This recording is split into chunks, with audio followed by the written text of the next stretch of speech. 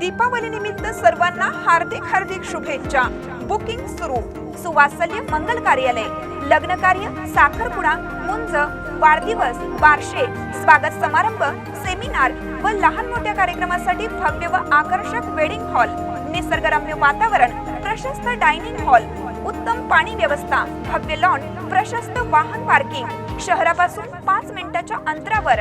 अधिक माहितीसाठी संपर्क प्रोप्रा स्वप्नील खोत 9881081575, प्रवीण खोत 9922099332, खोतवाडी, तारदाळ रोड, जाणता राजानगर, खोतवाडी। आसमानी संकट असताना राजकारण करू नका, आमदार अनिल बाबर यांच्या टीकेला खासदार संजय काकांचे प्रत्युत्तर। सांगली जिल्ह्यातील दुष्काळी परिस्थितीमुळे कोयनेच्या पाण्याचा प्रश्न गंभीर बनलाय। यातच आता पाणी सोडण्यावरून राजकारण पेटले। शिंदे गटाचे ज्येष्ठ आमदार अनिल बाबर यांनी केलेल्या टीकेला आज खासदार संजय काका पाटील यांनी प्रत्युत्तर दिलं। राजकारण नको आहे ना, नाही आता काय अवस्था आहे लोकांची। एका बाजूला जिल्हा आता पूर्णपणे दुष्काळी जाहीर झाला आहे। आता जिल्ह्यामध्ये फक्त म्हैसाळ आणि ताकारे 2 योजना सुरू आहेत। तोपर्यंत तुमच्या पाण्याची ही बोंबाशी सुरू आहे आणि आता टेंबू अजून सुरू व्हायची आहे। टेंबू सुरू झाल्यावर परत हाच दांगा चालवू नका परत। म्हणूनच आम्ही सांगितलं की तो भाग शंभूराजे हा पालकमंत्री साताऱ्याचे आहे, तो त्यांचा नाही। तो 2 सुपरिटेंडेंट इंजिनियर आणि त्यावर नियंत्रण करणारे चीफ इंजिनियर यांचा आहे। त्यामुळे आमचा आक्षेप आहे। तुम्हाला फोन करायचं, तुम्ही राजकारण करायचं, आमच्या जनतेला मानसिक गुलामगिरी ठेवायचं, हा धंदा आम्ही खपवून घेणार नाही, म्हणून मी ते आक्षेप घेतले। आता 5-6 दिवस जर ताकारीची आमची योजना बंद राहत असेल आणि ते स्वतः व्हिडिओमध्ये सांगतात, तुम्हाला व्हिडिओ पाठवतो ऐकला तुम्ही, की मला 5-7 दिवस फोन करतायत, कशासाठी मागायचं आहे पाणी तुम्हाला? आमच्या हक्काचं पाणी आहे ना, आणि ते नियोजन केलेलं आहे, देणारे कोण?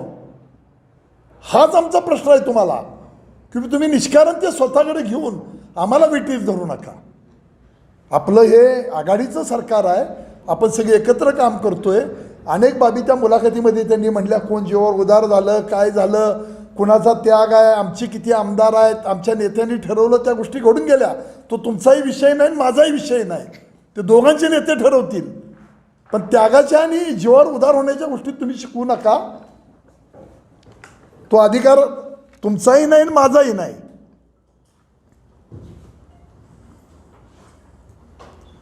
नियोजन केलेलं, त्यांना कळवलेलं किती रोज महिन्याला किती सोडायचं आहे। आता यामध्ये ही बाब त्यांनी काही प्रश्न निर्माण केलेले आहेत।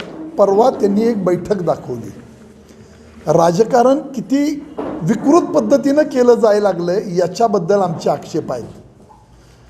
त्यांनी अनिल भाऊंना ऑनलाईन घेतलं, ते बोलत होते, आमच्या सचिवांशी बोलत होते, आणि शंभूराजांनी व्हिडिओ मार्फत त्यांनी व्हिडिओ पाठवला आहे की आमचं हे बोलणं झालं आहे आणि वीज निर्मितीचं पाणीसुद्धा मुख्यमंत्र्यांशी आम्ही बोललो आहे, ते इकडं वळवण्यासाठी उपमुख्यमंत्र्यांशी बोलतील, असं त्यामध्ये त्यांनी सांगितलेलं आहे। आणि तेव्हा या सगळ्या परिस्थितीमध्ये आता आम्ही या जिल्ह्यामध्ये आपण सगळीच राजकारण समाजकारण करतोय।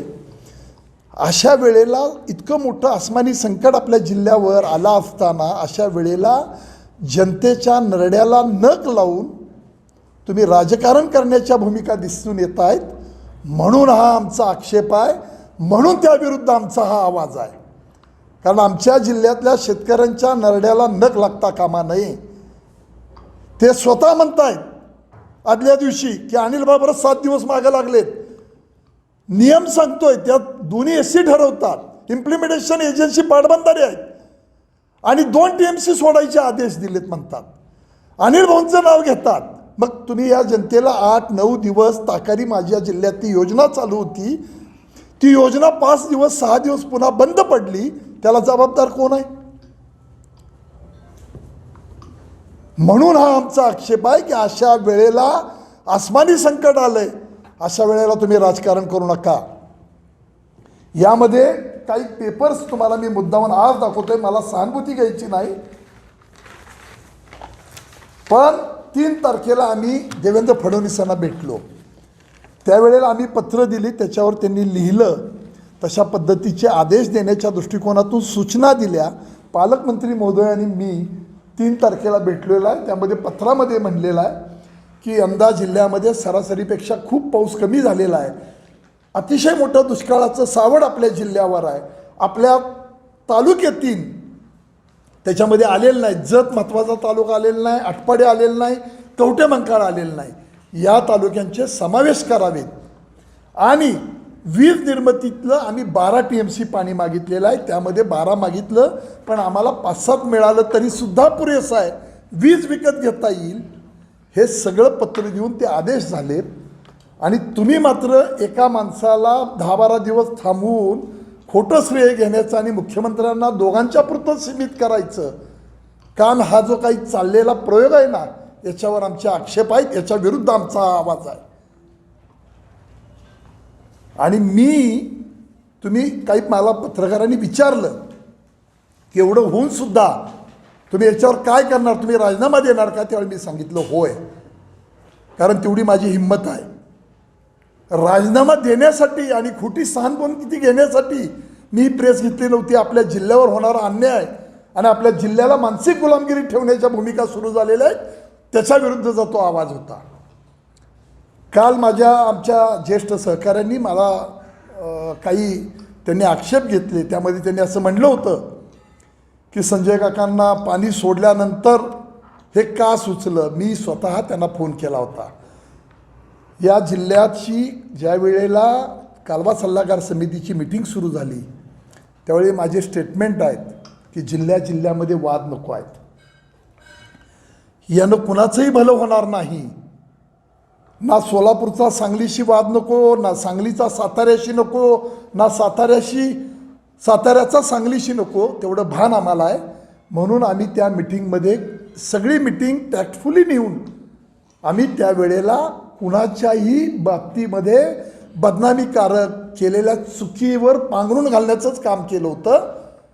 पण एवढं करून सुद्धा तुमची आरेरावी आणि तुम्ही विठी धरण्याच्या भूमिका आणि किविलवाणा राजकारणाचा प्रयत्न दिसला, म्हणून हा आक्षेप आम्ही आज निर्माण केलेला आहे. याच्या बाबतीतला हा आमचा आवाज आहे. त्यांनी दुसरा प्रश्न केलेला आहे की आमच्या परममित्रांनी मुख्यमंत्र्यांच्या बाबतीमध्ये दान हा शब्द वापरला. संविधान पद आहे.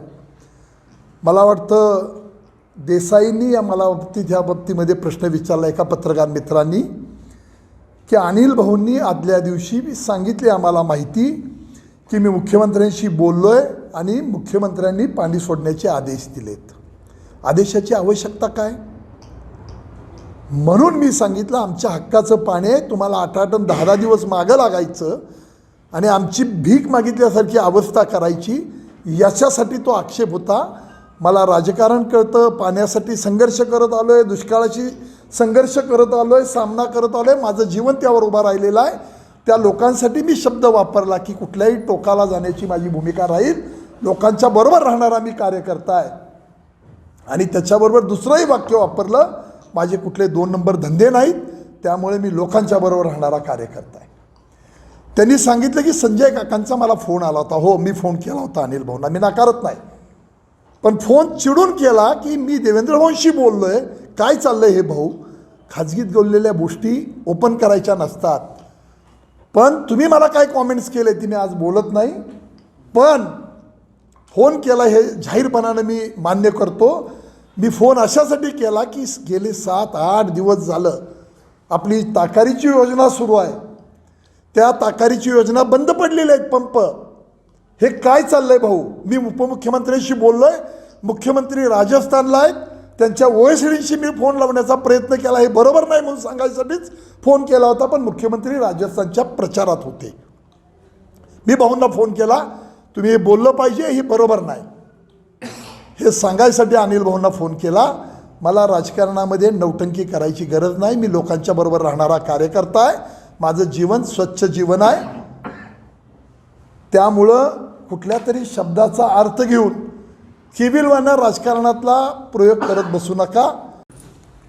तुम्हाला व्हॉट्सअपवर पाठवतो सगळ्यांना. अनिल बाबरसाहेब थांबा 1 मिनिट, परत लाव. पहिल्या बसला लाव 1 मिनिट. तिथं ठेव, खाली लाव.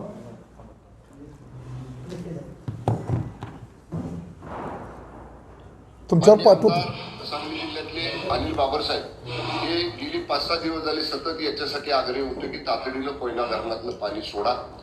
माननीय मुख्यमंत्री एकनाथजी शिंदे साहेबांच्या बरोबर पवार साहेबांचं काल बोलणं झालं. रात्री माननीय मुख्यमंत्री महोदयांचा मला फोन आला आणि तातडीनं जसं पवार साहेबांची मागणी आहे त्याप्रमाणे पाणी सोडण्याचं नियोजन करा अशा पद्धतीचे आदेश रात्री माननीय मुख्यमंत्री महोदयांनी मला दिले. या प्रकल्पाच्या सर्व वरिष्ठ अधिकाऱ्यांशी सकाळी लवकर बोललो. जिल्हाधिकारी सातारा हे सगळं त्याचं मॉनिटरिंग करतायत त्यांच्याशी बोललो आणि आता तातडीनं या पाण्याच्या संदर्भामध्ये माननीय मुख्यमंत्री महोदयांनी दिलेल्या आदेशाप्रमाणे 2 TMC पाणी हे आजच्या आज सांगली जिल्ह्यासाठी सोडण्याचा निर्णय आम्ही घेतला आणि त्याप्रमाणे मी जिल्हाधिकाऱ्यांना आता आदेश दिलेले आहेत. ते काम पाणी प्रत्यक्ष सोडण्याचं 1-2 तासामध्ये या ठिकाणी आपण सुरू करू. तर मला या माध्यमातून एवढेच राज्य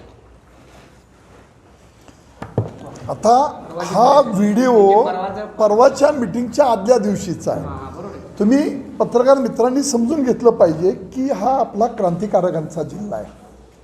हे आदेश देणारे यांचा अधिकार नाही. यांना कुठल्या पद्धतीनं ते आपलं पाणी जिल्ह्याचं थांबवतात. सातारा जिल्ह्याचं सुद्धा तुम्हाला मी माहिती काढलेली आहे. काल त्यांनी आपल्यातल्या काही मित्रांनी त्यांना विचारलं, त्यांनी सांगितलं संजय काकांनी त्याचा अभ्यास करावा. पाणी पुरवण्याची जबाबदारी आमची आहे. पाणी पुरवण्याची जबाबदारी या खात्याचे मंत्री आणि त्यांचं डिपार्टमेंट करतं. तो अधिकार पालकमंत्र्यांचा नाही, ना साताऱ्यातला ना सांगलीतल्या.